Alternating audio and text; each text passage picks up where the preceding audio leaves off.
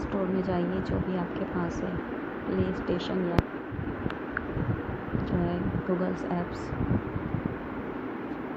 वहाँ पे जो आपको लिंक दिया जाएगा वो कॉपी पेस्ट कीजिए या ये लिखो लाइव लिख के उसको आप सर्च कीजिए।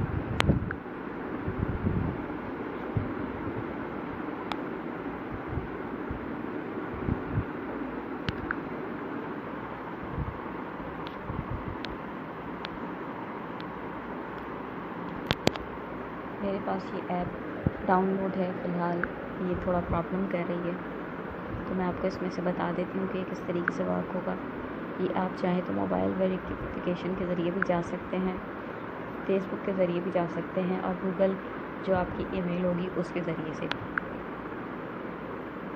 जब आप मोबाइल के ज़रिए भी लॉगिन पे जाते हैं तो इस तरीके से दो आपको मिलेगा ऑप्शन, पासवर्ड लॉगिन या SMS लॉगिन।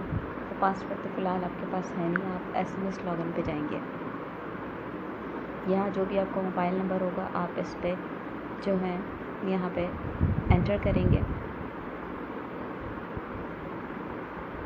और उसके बाद जो है वो आपको वेरीफाई का एक कोड आएगा, वो आप यहाँ जब एंटर करेंगे तो आपकी लॉगिन हो जाएगा।